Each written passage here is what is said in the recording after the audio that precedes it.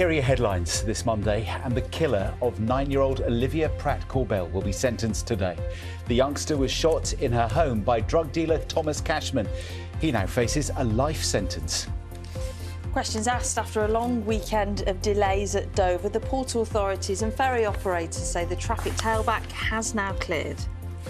But there's possible fresh disruption for holidaymakers as a 5-week strike by passport office workers begins at the busiest time of year for summer renewals.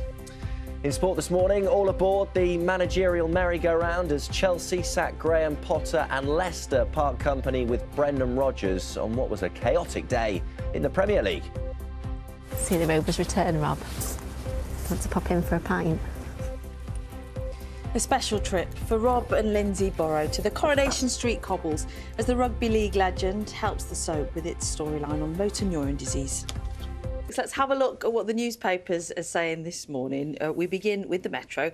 The Easter Hole delays, something we're covering extensively on Breakfast this morning. That's the headline in the Metro following a weekend of disruption for the ports of Dover. The paper reports that some coach passengers have been stuck in 19-hour queues. I don't want to think about the toilet situation. I thought that was a typo to start with, but that's a headline to start with. The Telegraph this morning, let's look there. A picture of Killing Eve star Jodie Comer. We've just mentioned that she won Best Actress Award at the Olivier Awards last night for her stunning role in that one-woman play, Prima Facie. And lovely that she paid tribute to all the backstage staff there. The front page of the Daily Mail, meanwhile, is a story about millions of drivers again being stuck in parking app hell.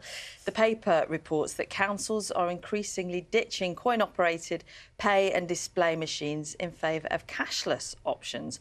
But a poll commissioned by the Mail suggests that half of over 65 surveyed don't like using apps to pay for their parking. And it's the fact every different car park has a different app, doesn't it? So you need like 20 different apps in your phone. They're one of those things that are great in theory, but the practicalities of it can be tricky. Here's the back of the Mirror this morning. A story about 2 Premier League bosses being axed over the weekend, and what the paper's calling Manic Sunday. Brendan Rodgers left Leicester yesterday afternoon, then Graham Potter, it was announced, was departing Chelsea later in the evening. Both of them now gone. All changed then. The water regulator Ofwat has announced it wants water companies to improve sewage infrastructure projects earlier than expected. 31 projects across England and Wales must be started in the next 2 years and completed by 2030. It comes as figures show there have been more than 800 sewage spills a day into England's waterways in the last year alone. The Killing Eve star Jodie Comer triumphed at last night's Olivier Awards, which celebrate live theatre. Jackets flying on the backs of chairs, noise, ice smokes outside, 1 a.m, still dancing. That's her in the play, not picking up the award, we should stress. Jodie Comer picked up the award for Best Actress for her one-woman play, Prima Facie, and she praised the complete sisterhood backstage. Meanwhile, Oscar nominee Paul Mescal there won Best Actor for his role in A Streetcar Named Desire.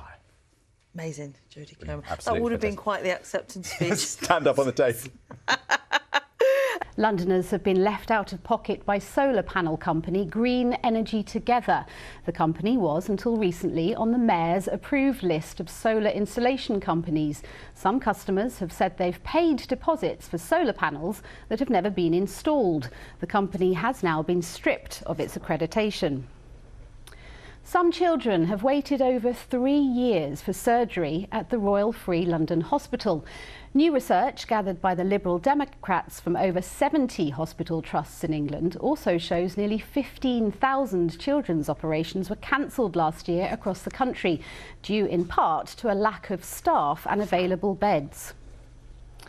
Ukraine says Wimbledon's decision to allow Russian and Belarusian players to compete at this summer's tennis championships is immoral.